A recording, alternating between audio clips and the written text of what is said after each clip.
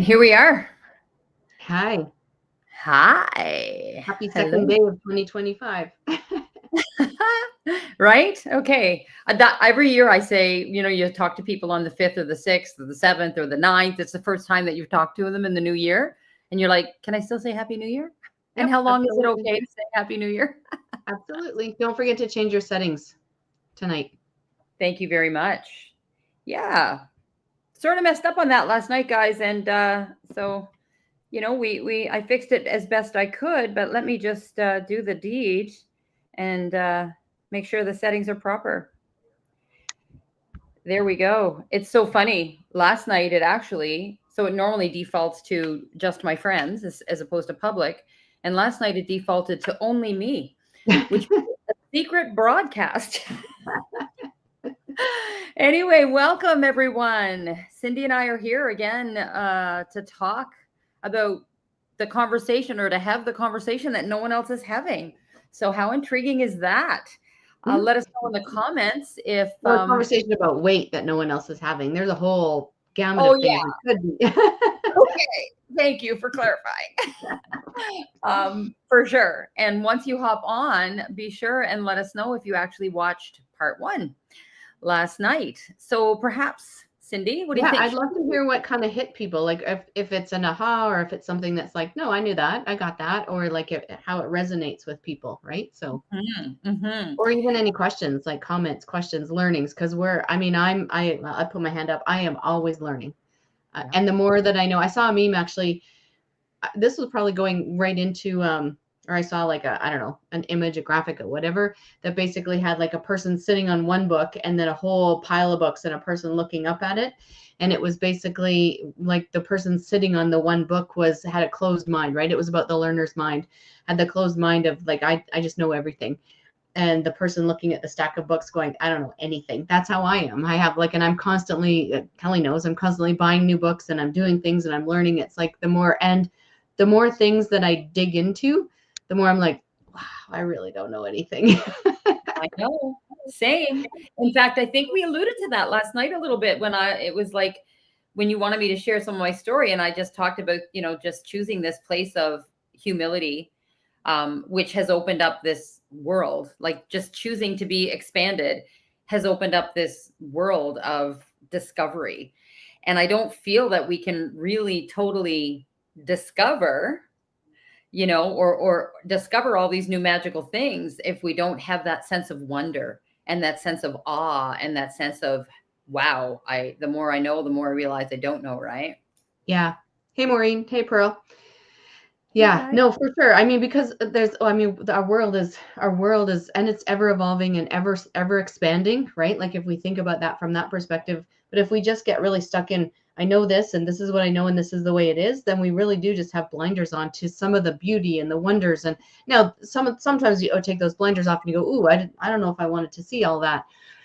But it comes with like the good and the bad. And we've talked about this before. I don't really have a good and bad. I just have it is what it is. And how I'm interpreting it is what puts the label on it. Right. But Hmm. we miss the wonder of the world if we just don't go out and explore and see new places. And I kind of like, it's like I never drove to work when I was going to work. I never really drove the same route. I was always, and I got lost a few times, but I found some really amazing little unique shops but if we just stay on the same path that we know, we never find those new hidden gems, right? See, and this is why we found each other, because so I have this really adventurous spirit, and exactly the same. If when Gil and I'd be out driving, or we'd be in a new place, or just doing a road trip, and as we're driving along, and if we don't have any time restraints, and we'd go by like a country road that kind of seems to be like a cow path almost, wandering off into a meadow, and I'm like, should we just go down there and see what's down Yeah, amazing, right? Okay, so last night we talked a little bit about, what did we talk about? It's only 24 hours. I totally forgot what the main topic was. Oh, how it protects us, how our body uses weight and fat storage as a protection mechanism to protect there? us, right? We talked about that last night. Did we talk about any other points, or was there any like kind of, I know you and I have talked about this a lot, but as we kind of wander through conversations, was there anything that just kind of like hit you again at a little bit deeper level. Because the more often, that's the other thing too about learning for me, is that once I take a course, right? Once I take something, I love going back and listening again because every time I listen, I learn the next. I hear the exact same thing sometimes, but I hear it at a different level. Or my body, I'm ready to take it in, and it resonates at a deeper level or a different level. And sometimes I didn't, even though it was said in the course before, and I've done this because there's a course that a company I got associated with in 2006. And they do every month, they repeat the course. And as a lifetime member, every month I can go back to the course, right? And so for a long, and I've sat in it probably over 100 times. It's a weekend course. And I remember, and I started working with the company actually a few years later, but we would go for dinner, and I remember saying, this was probably 3-4 years in. So maybe like sat in the course 10-ish times by then. And I remember going for lunch with the lead instructor and going, you didn't say that the first time. And he's like, yeah, I did. I'm like, no, you didn't. And maybe not even the second or the third time I said it. He's like, yeah, I say it every time. I'm like, no, you didn't go into that part. He's like, yeah, I did. So I came home and I dug out my very first notebook from the very first time I sat in there. And I was like, oh, shoot, he did say it. Not only he said it, and I wrote it down. Right. So I actually wrote it in my notebook, meaning he absolutely did say it. And it hit me enough that I wrote it down, but I didn't retain it. And I didn't understand, like, so I didn't retain it. I didn't keep it, even though it came at me and I wrote it down. I wasn't ready to retain that information. So I love actually repeating learnings as well. And I was doing the same thing in the course I'm currently in. I was reviewing past sessions, past lessons that we've done. And then I went into the next one today because I'm back in class and we're starting. But I love also reviewing things and even conversations, hearing it the next time. It takes it deeper. I get the next level of learning. So I'm just curious. I mean, that was a really long question, Cindy. I could tighten up my questions, but I'm curious if anything hit you a little bit differently from our conversation yesterday. Yeah. So here, meantime, so you know what happens in these conversations is that I did remember your question and I actually had an answer. But then what you just said made me realize, sorry, I'm going to address what you said in your long question because I think it's, and then maybe we can circle back. But sure. That statement, when the student is ready, the teacher appears, it's kind of related, not exactly the same thing. But what I feel happens when we hear things over and over, or like the example you gave of going back and going, oh my gosh, not only did he say it, I wrote it down. It was remarkable at the time that I made note of it, but you didn't keep it. So what happens is, but when that came up for you again, and you're like, wow, he never said that before. There's been a whole bunch of other related learning, not that particular point, but related learning that prepares. It's kind of like the field, right? For her, like it's so the ground gets tallowed up, right? And then it's like that point hits again, and then you're like, boom. And there's this seed bed of new understanding, new learning, new knowledge, and that hits at a deeper level, new measure, and it's like, wow, okay. Yeah. You know what I mean? Yeah. Yeah. And so, that's what I'm doing. That's what I'm finding with health, right? And my view of the body. It's like, and especially in this course that I'm taking, a big piece of it, there's been a lot of it that is like, okay, this nicely aligns with everything that I've done, looking at the body at the cellular level, understanding that we're just a big collection of cells. And so if our cells are healthy, then that means our tissues, if we can make healthy cells, those healthy cells come together and make healthy tissues, and those healthy tissues make healthy organs, and it ripples out, right? So instead of talking at the surface level, let's go right down to the cells. And so my background is that's what I do. That's what I've looked at. I've looked at it at that level. And then, so there's lots of stuff that's like, yep, that's totally aligned. Yep, and it's taking a little bit different perspective. So I'm going a little bit deeper. And then something comes out of left field at me, and it's like, whoa, that is totally opposite or totally different than what I learned. And I have to sit back for a minute and go, okay, so this is what I thought I knew. This is what's coming at me. I thought this was true, but I'm seeing the science here, and I'm seeing the truth, and I'm experiencing it. So I need to unlearn this and dismantle it and unlearn it so that I can step into that next higher level of learning. And it's been an interesting process of keeping a learner's mind, keeping open to really deepening my understanding of the body and what it truly needs and how to truly support it, and experiment with it along the way as well, and go, well, this is what I was doing. And it got me to a point, which is good, right? I learned it and it got me to a point, but it didn't take me where I truly wanted to go. And then this like sideways information comes in, is like, oh, well, I thought this was true, and pieces of it were, and up until this point it was good, but now I need to let that crumble away and rebuild on this side to get to the next level of where I want to go. And that's really what's been happening with this whole conversation about weight, about really understanding how the body uses it, why the body creates it, why we put on excess weight, right? Like what is happening truly in the body at the system level, at the organ level, but really then really deep at the cellular level, and looking at it going, whoa, it's like, it's protection. Like we talked about last night, there's a big piece of excess weight, whether it's from our mental, emotional body or a physical body, that's coming in to protect us. And then it's like, okay, so if that it's been there for protection, what am I being protected from? And how do I switch that so that the body doesn't need this excess weight to protect itself, right? So love it. Yeah, and we kind of connected to that. We did talk about body image and how easy it is to kind of, we didn't use the word hate, but despise that excess weight that we carry, not understanding that it's really just the body's mechanism for protecting us. And we dove into that. And guys, we don't want to spend all of tonight recapping last night. So lesson 1 or part 1 of the conversation is on my wall. It's on Cindy's business page. And if you're not currently following Cindy's business page on Facebook, I highly recommend that you follow it. And it is called, Cindy? Engineering Lasting Wellness with Cindy. Perfect. Look it up on Facebook, guys, and follow. And so you can watch part 1 on there as well. So it was fantastic. I loved it. It was a great kind of a foundational spot to leap off of. And so tonight, going to focus a little bit more on inflammation and waste. Or really waste and inflammation, right? Like, so, because as you were talking about that, and so I got a message. Let's just be transparent. I get a message from Kelly saying, "Hey, tonight we should talk about inflammation and ... And I'm like, so I'm in the bathroom. I'm like, and waste, and really, but inflammation though. Again, it's like inflammation isn't just inflammation. It's why is the body inflamed? What is causing the inflammation? Right? This is always about going deeper and asking the question, going deeper and deeper and deeper. But why does the body have inflammation? Wait, Cindy, you mean we don't just grab the nearest anti-inflammatory and you can if you just want to suppress the symptom, right? Like, and we talked about that there's a lot of symptom management, and sometimes I'll always put the caveat in here. Sometimes, like if you're in extreme pain, sometimes you do need to give yourself a little bit of relief from that so that you can get out of stress mode, so that you can bring the body down into a healing mode, so that you can fix the root, right? So I'm not anti anything, but as much as possible going, wait a minute, I don't just want to suppress the pain or the inflammation.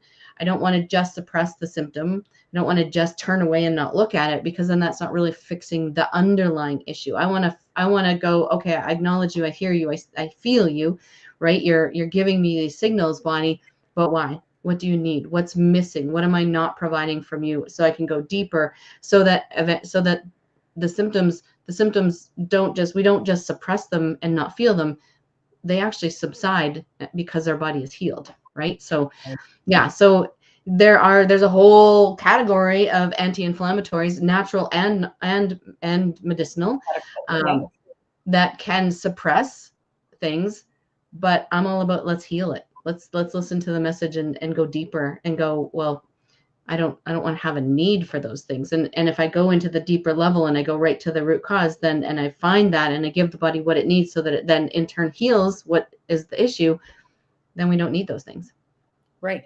Even natural things. And I mean, I don't think it's any secret, in a large portion of the world out there now realizes that inflammation is at the root at just about every disease model that you can talk about, right? Yeah. So, I mean, inflammation, stress, those kinds of things, they come out a lot, right? But what's at the root of inflammation? What's causing it? So it's funny, because just as you said that, my body's like, is it at the root? Is it at the root, Kelly, of every disease? Yeah. There is inflammation present when disease is present. Is that a better way to put it? Yeah, Yeah. right. Because then it's like, but what caused the inflammation? Why are we inflamed? And inflammation is not bad, right? Like, so chronic, constant, consistent, long-term inflammation, 100%, it puts the body into that space. But inflammation on its own is a natural as a Yes. natural phenomenon in the body. If you hurt something, if you sprain your ankle or you cut something, that area in the body naturally gets inflamed. Why? Because Yes. it's bringing more blood, it's bringing more things, it's bringing more white Resort. blood cells into Yeah. that area, more resources to the area to protect it. Number one, right? So first off, it's like, let's give a little bit of cushioning, let's give a little bit of protection. It's bringing pain into some of those areas. Why? Because it needs a little bit of a break, right? Like when I blew my ankle out, I needed to have that pain as a reminder that, hey, stop standing on that, stop walking on that, give it a little bit of a rest and break so that it can heal. So these symptoms, we also don't want to completely suppress the symptoms to the point that we're not using them as the mechanism the way they're meant to be used in the body. And inflammation, so acute inflammation around an event or something that's happened is a good thing. It's it's what the body uses as the process of healing.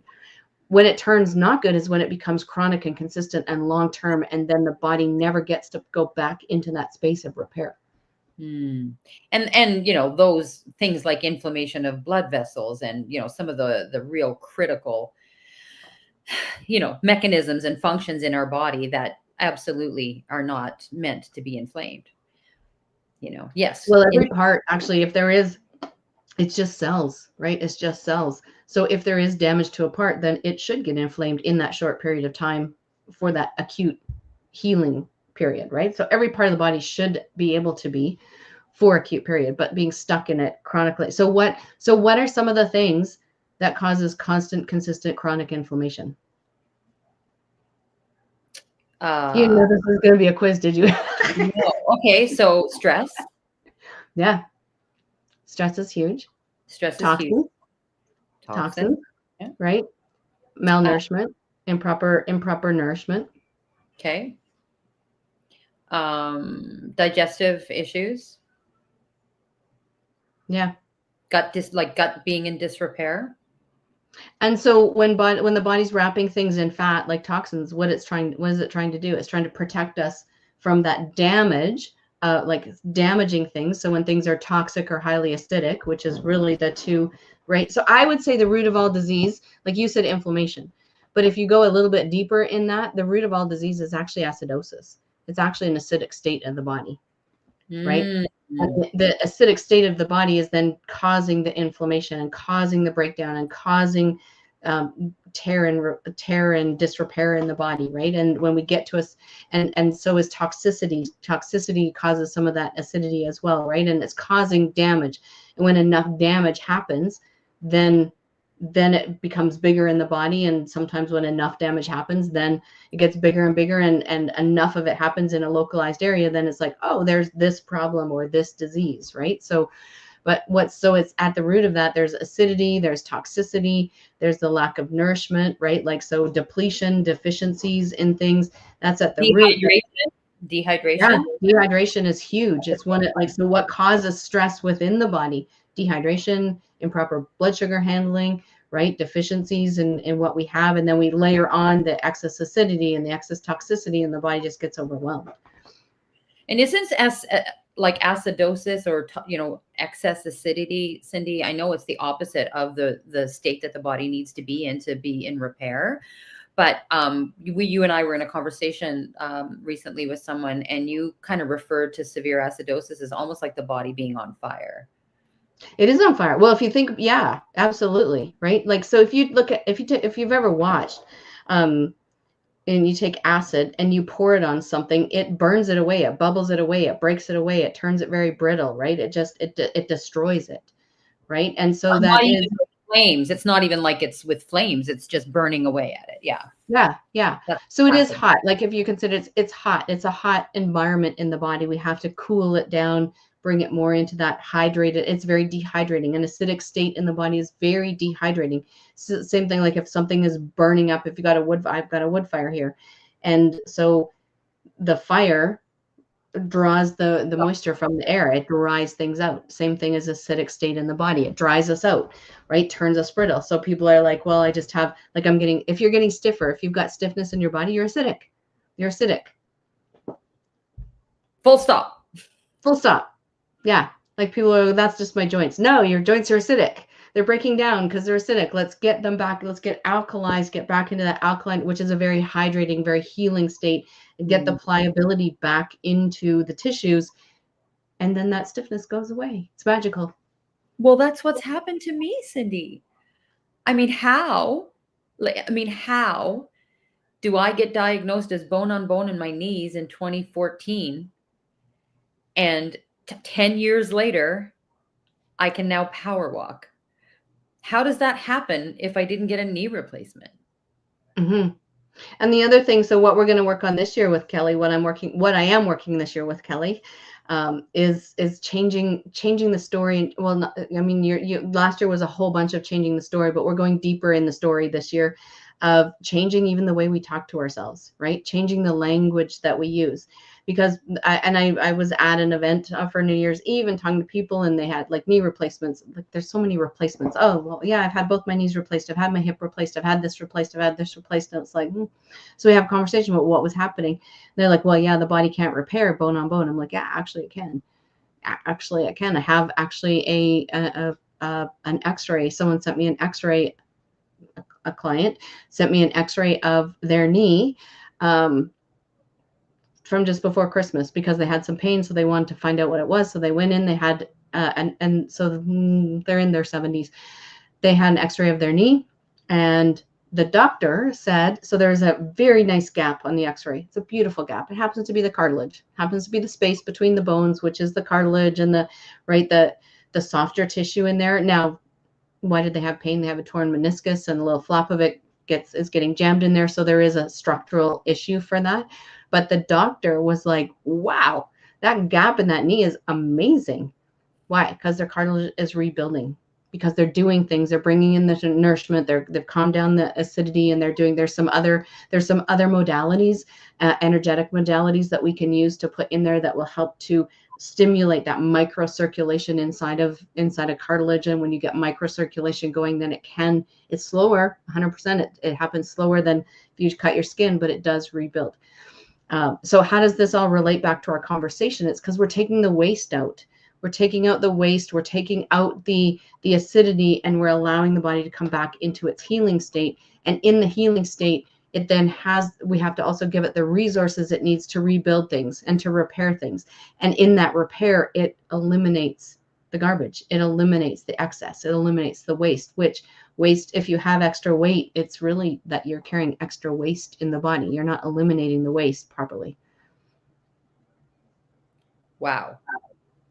So does excess weight, that fatty tissue, and I don't know if we want to talk about it as being called like there's is it like adipose fat? Is that what it's called? There's different layers of it.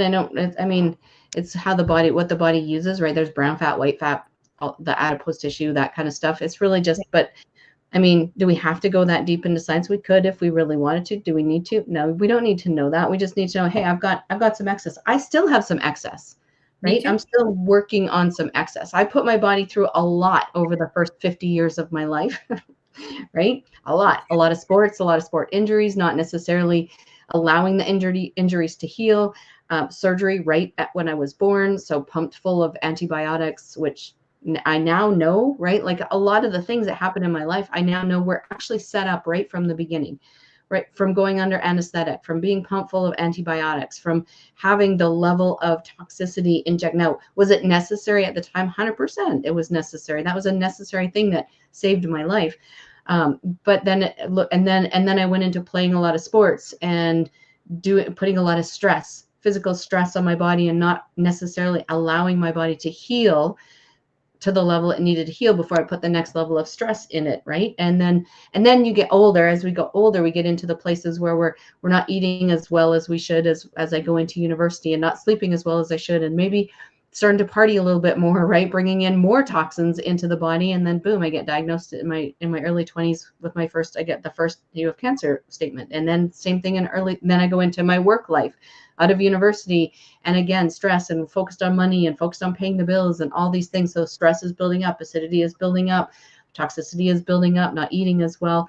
And then boom, I get another round, hey, you have cancer, another surgery, and more anesthetic, more all of these things. And so all of these things just added up over time, right? I was filling the toxic bucket. But it wasn't emptying at the level it needed to empty to keep in balance until and so what did my body do? It starts putting on weight. It starts protecting me. It starts doing these things, right? The inflammation is climbing. Why? Because the waste is there still aggravating things. And now I'm in the process of going and truly at the cellular level, because I focused on I focused on symptom level for a while, and then we went down to organ level, but now I'm down at the cellular level of going, oh, I really need to clean the environment that is inside and surrounding my cells. And when I do that, then I get these nice, healthy cells that build, that doesn't need this excess. We're getting rid of it, right? It's also our lifestyle, our choices clog up our elimination pathways. And so what there's 4 elimination pathways in the body, 4 primary elimination pathways that the body uses to get rid of excess and to get rid of waste. And so we talk a lot about the bowels, right? And Kelly's heard me talk a lot about the bowels in the past. And that one has always been a challenge for me. From day one, it was always like constipation, slow, sluggish, like going once a week was like, oh, that's normal. It's not normal. 3 times a day is normal. One of the things in this conversation that we want to bring forward is there is a lot of things that are common that have now been accepted as normal. They're not normal. They're common, but they're not normal. Yes. And constipation. So going to the bathroom less than 2 to 3 times a day, having a bowel movement, I should say, less than 2 to 3 times a day is very, very, very common and not normal. Normal is eliminating 2 to 3 times a day, every day. So that one has always been sluggish, and that's been where I put my focus, but that's not my main elimination drain. My main elimination drain is the kidneys. Your main, right? 75% of all lymphatic waste gets eliminated through the kidneys.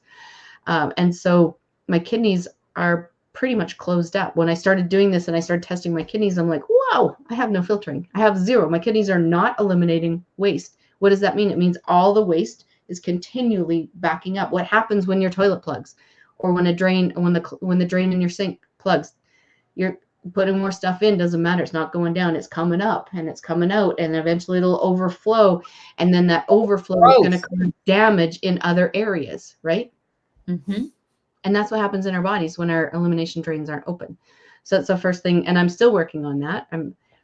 So I've lost a bunch of weight. So a lot of waste is being eliminated. And yet my focus still is on opening up all of my elimination pathways to ensure that I can get things moving. So there might be a little bit of opening. So maybe a little bit is like the drain. My tub is like that right now. It's draining, but not as well as it should. So I know I got to give the drain a little bit of love. My kidneys are like that right now. Yeah.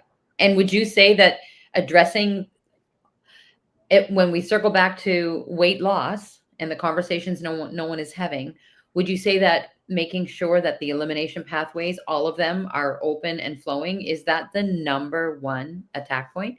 Not attack point, Kelly's face. No, I'm like, okay, well, you're going to tell me then? Yeah.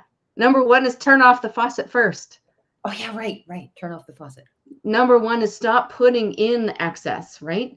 Stop putting in all that excess, right? So I did, and I've done that. I've done that with some of the shifts in what I've decided to eat. And so I love this, because today the conversation that I was having with my mentor was, let's change our identity, right? Like, so if you want to lose weight, right? If weight is the issue, then stop identifying as a person who's carrying extra weight and start identifying as a healthy, fit person. Change your identity. So good. Right? If you and we have to change our identity. We change our identity, everything else is easier. We don't change our identity, then we will always be pulled back, right, into that space of our identity, because that's coming from the inside, that's the 95% subconscious that's driving us from an identity perspective, our beliefs, all of those things. So the identity, so it's like shifting the identity, because you shift the identity, and then it's like you are automatically going to take the actions, make the decisions that align with that identity, right? So becoming. So guys, let us know in the comments, because we've got 8 people watching right now. Is this hitting you the same way that it's hitting me? Like, what kind of a mic drop moment was that? That is okay. So, so turning off the faucet.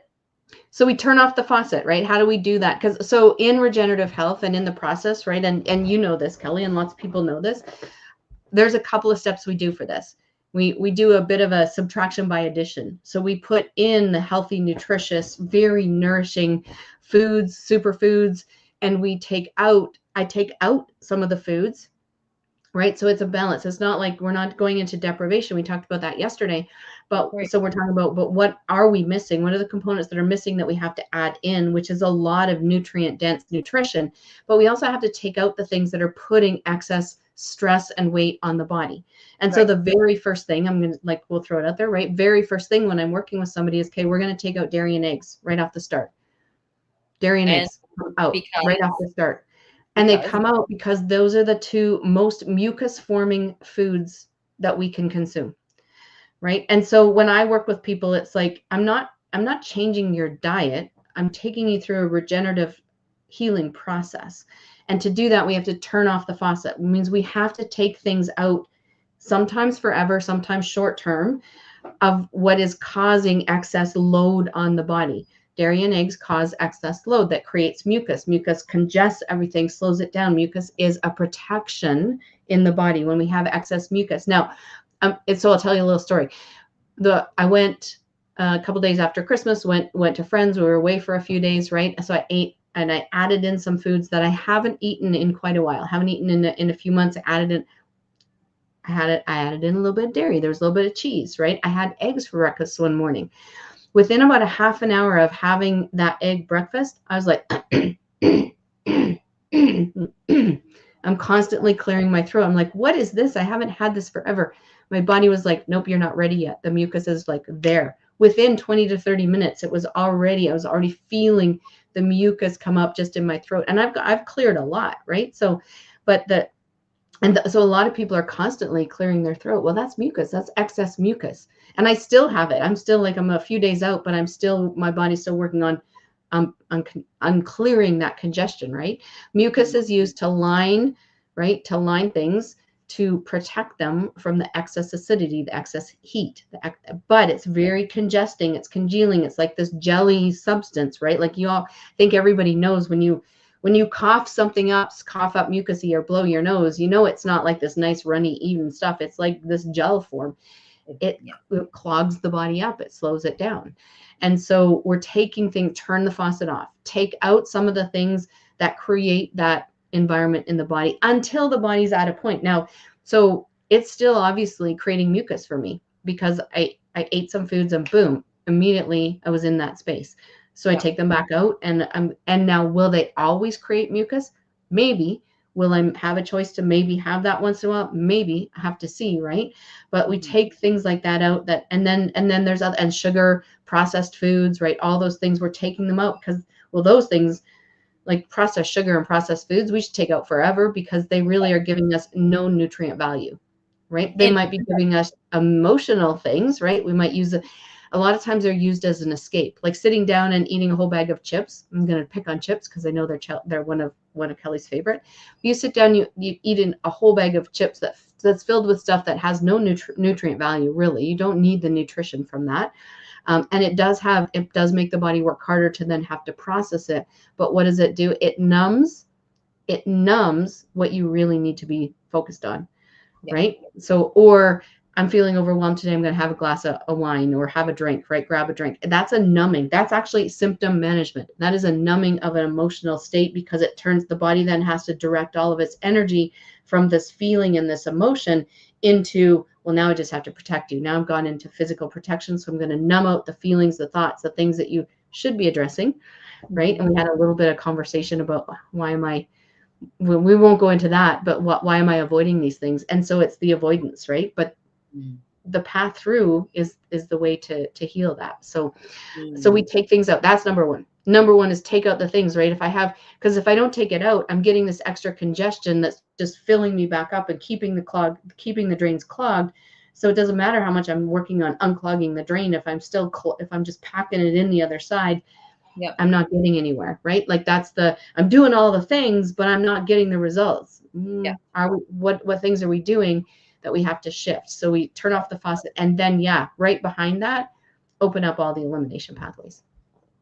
And that's important because if they're not, like you shared with your kidneys not filtering, but if those elimination, so we're moving forward with the healing process and giving our body the resources it needs to come into a healing state, which means we're supporting our body to eliminate toxins. But if the elimination pathways are not open, what happens to the toxins, Cindy? Well, it's not just toxins, though. It's when a cell breaks down, every cell in our body has a life. Yeah. Okay. Right? Yeah. So Yeah. even our cells in our body, let's just say, right, like that we live in a complete bubble where we're not exposed to any toxins at all. That's pretty much impossible in this life, right? So toxins are huge, and yes, we got to take care of them. But what if it's not even that? What if it's just normal cellular waste? Because as our cells, even the healthy cell, when it does its job, when it does cellular respiration, there is byproduct, there's waste. Right? It's just like when you light up your car, when you turn on your car, light up the car. When you turn on the car, there can be some waste byproducts, right? Mm-hmm. And so when our cell does its job, it takes in the nutrients. Ideally, we want to have the nutrients, right? So let's just say we have the perfect nutrient profile. I have the nutrients, I have the oxygen, I have the water, I'm hydrated, all of those things. It takes it in, it does its process in the cell of cellular respiration, which creates our energy or our metabolism or whatever it does. There is some cellular waste, and that goes into the lymphatic system, right? Or we go even further when the cells, like, so blood cells, an example, live for about 4 months, about 120 days, and then they die off and new cells are formed. That cellular waste has to be moved out of the body. So we're also creating some waste on a daily basis, right? And then what are we breathing in? What are we putting on our skin? What are we ingesting? What are we eating that's creating even more waste? So all of that, so it's all of that.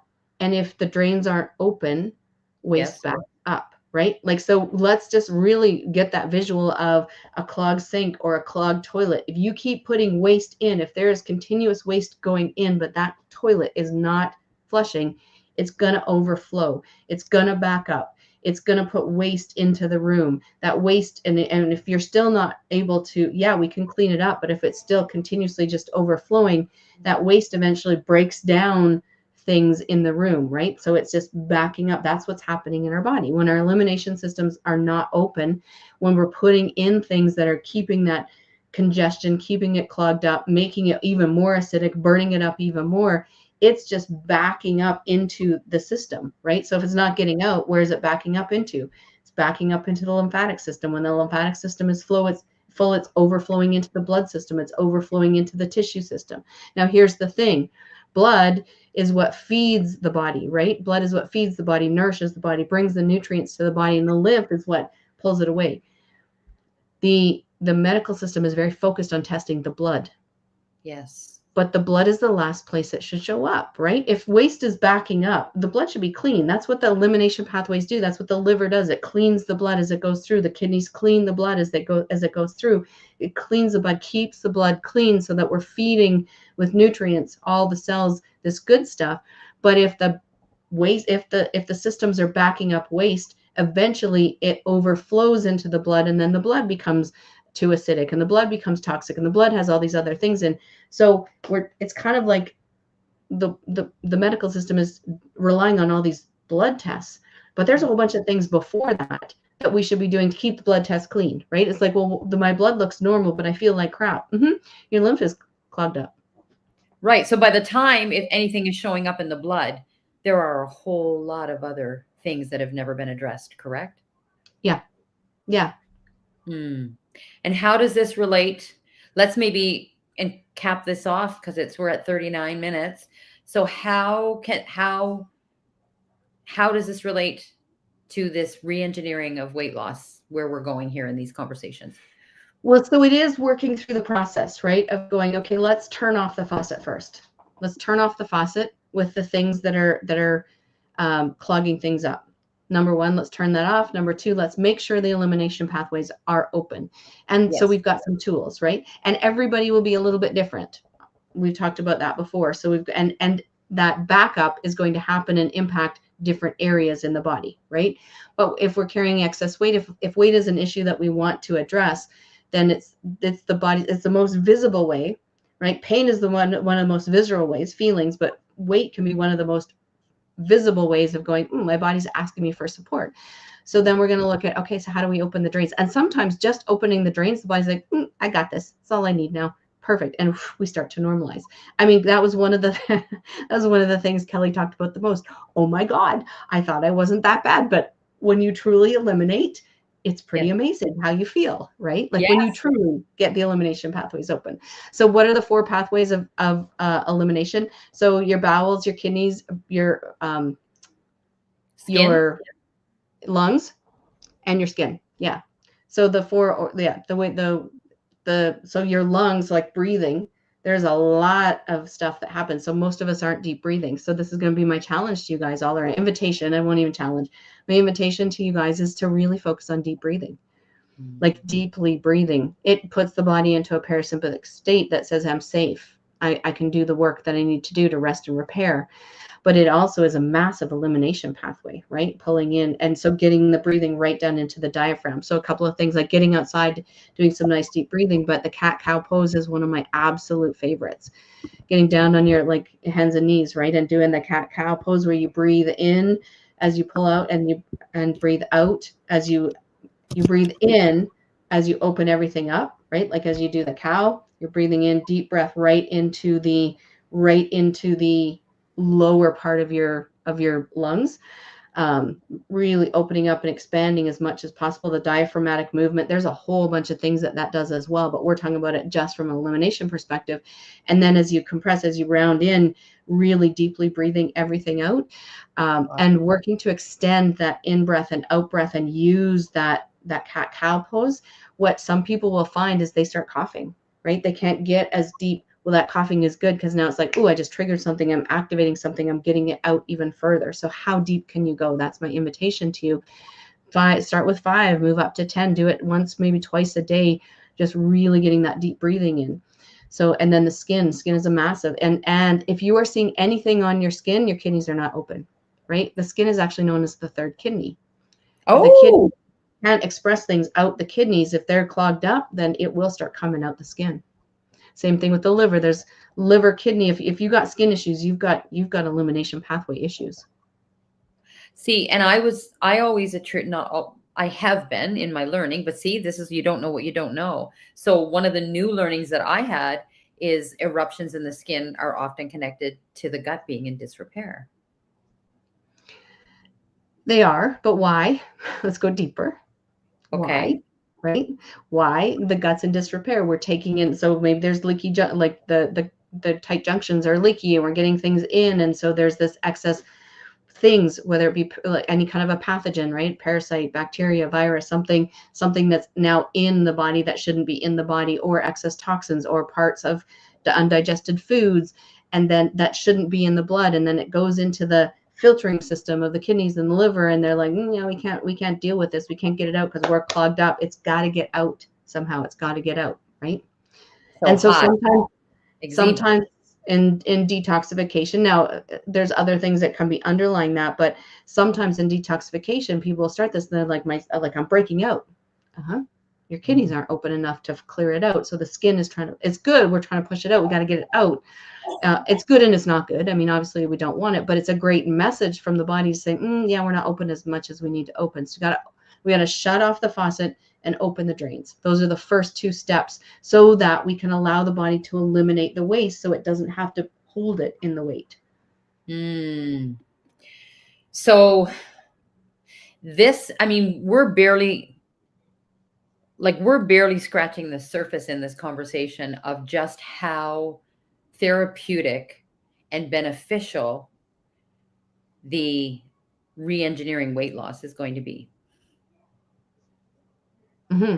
Like community, like you think this is, this is kind of revelatory, and it is, but it's just like we're just opening up the doorway a little bit here in this conversation to start the conversation. Cindy, how, so what I put together is a 20-week program, basically 5 months. So most healing, most client protocols are between the 4 to 6 month time frame, right? Mm-hmm.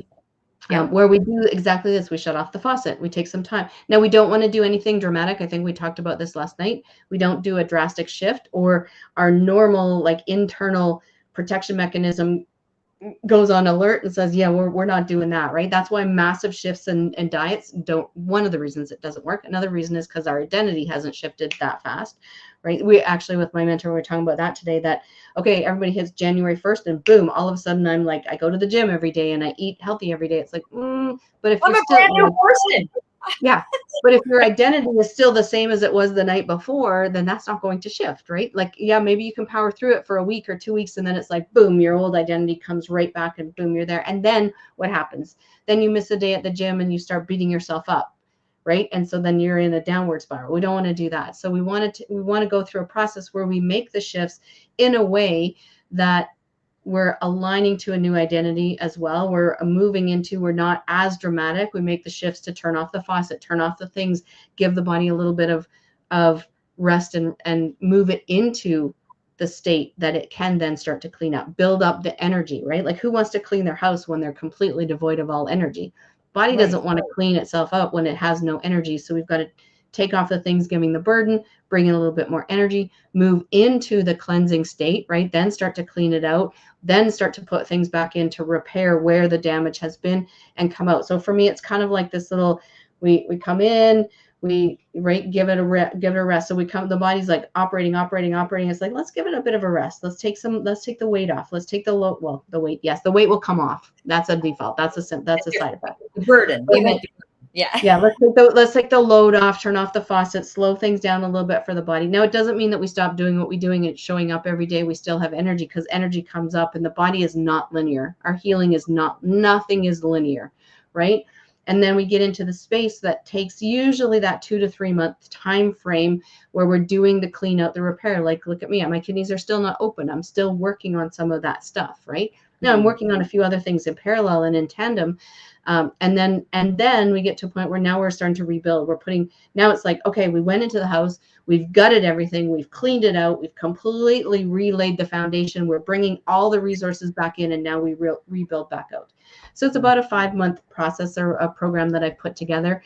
And what we do is every week we get together and we just educate, right? So every week there's going to be an educational topic, it's coaching, it's educational. Everybody gets their own personalized protocol. But you get to come in, learn, have these conversations, but not just listen to them like we're here, like actually have the conversation, get into the conversation, get into the coaching, move through some of the challenges as a community with support, and then just move through that process. Fantastic. So that's where we're going, guys. That's where we're going. And, I love what Lauren said. Looking forward to the replay already, right? Because you know what? It's just like the mud will stick repeatedly. Right? I love that.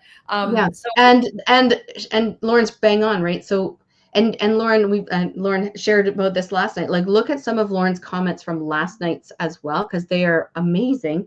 It's about changing the identity. I am a healthy, fit person. Well, if you are a healthy, fit person, if that is the identity you step into, what are the choices? We make different choices, right? yes. A healthy, fit person makes a different choice about how they're fueling their body, and how they're moving their body, and how they're allowing their body to rest when it needs rest as well. Wow. Oh, and see, these are the questions when you ask questions like that, Cindy. This is what happens in the community. Is you what is that phrase about? You become the sum total of the people you hang out with. The people, yeah, the top 5 people or whatever. So yeah.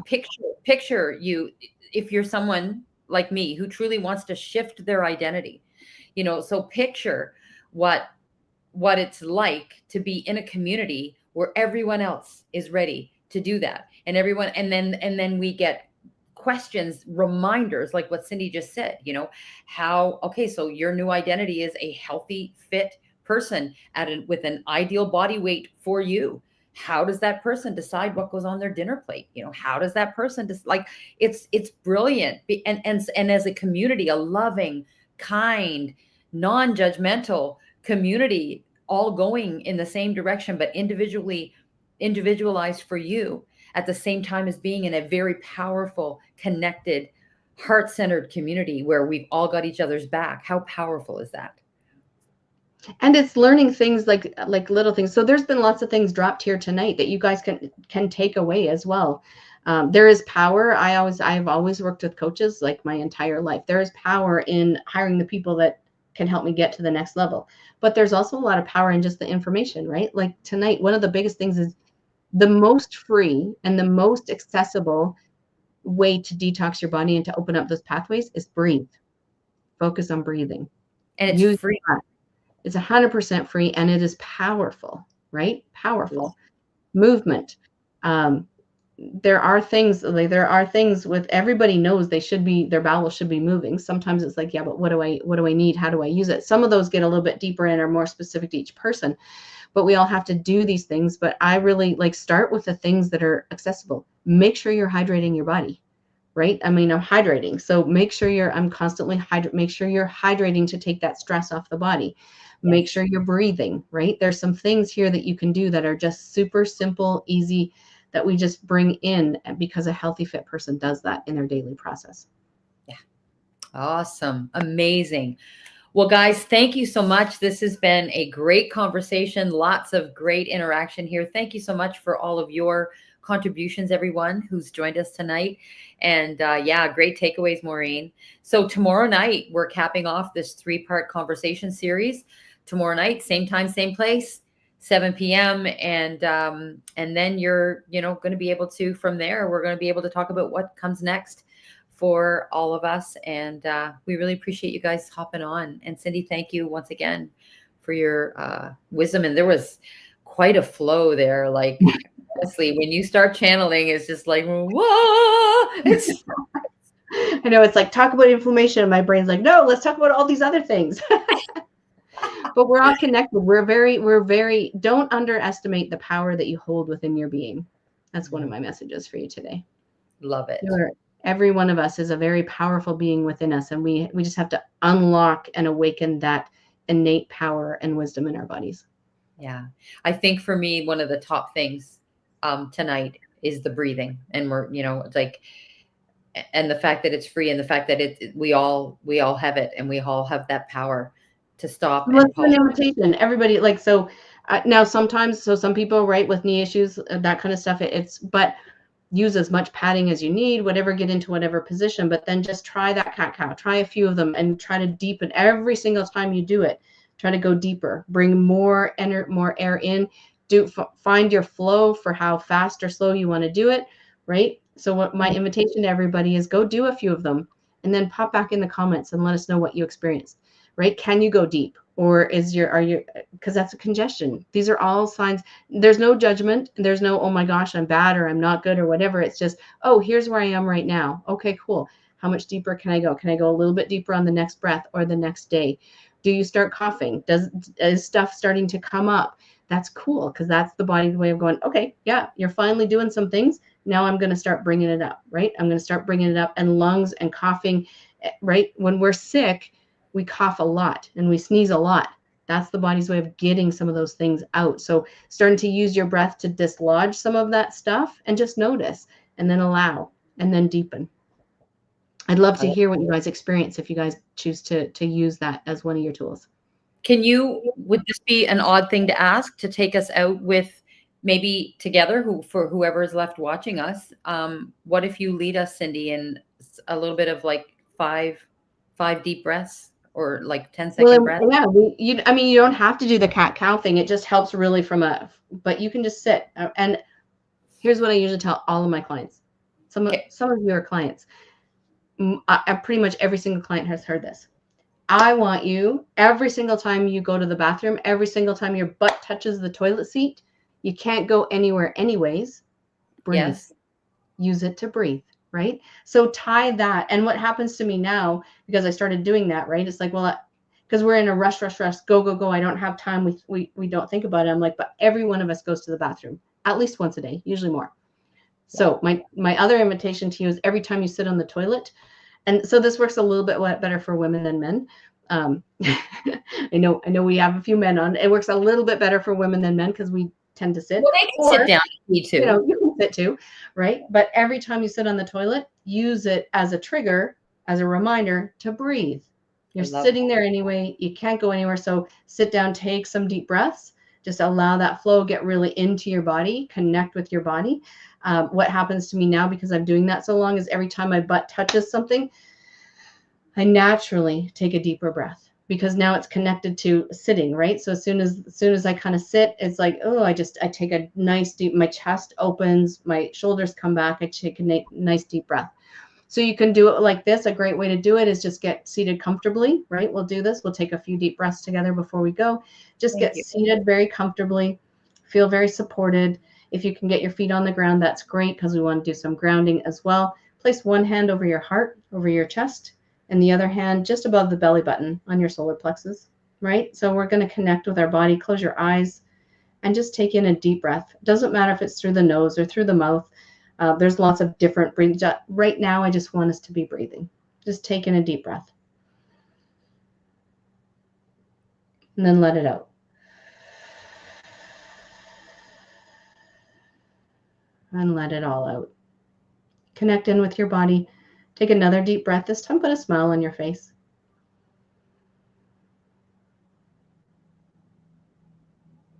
And let it all out. Is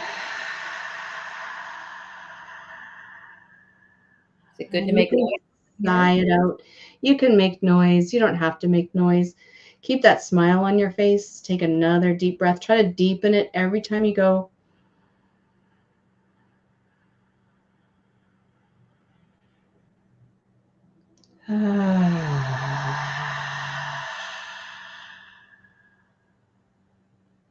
Those sighs, those nice happy sighs coming out, just let things go as well. And it starts to reverberate your thymus, which is right here in your chest center as well. You can do a little bit of tapping there if you want. Just connecting with your body. Just take another couple of breaths as we end out this time together. Breathing deeply in, nourishing your body with that deep breath, allowing it to move things, allowing the diaphragm to compress and stretch and push on things, and then letting it all out, just letting it all go, letting the body completely relax on that out breath.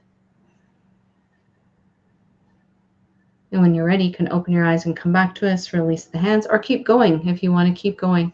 There's sometimes I sit down and I'm just going to do 3, and my body's like, no, I need more, just but feel the body sink into this calmness, into this awareness, come into the connection with your body. It's amazing. And Cindy, the fact that so few of us, me included, take the time to do such a simple exercise that is so profoundly beneficial. Why do we do that?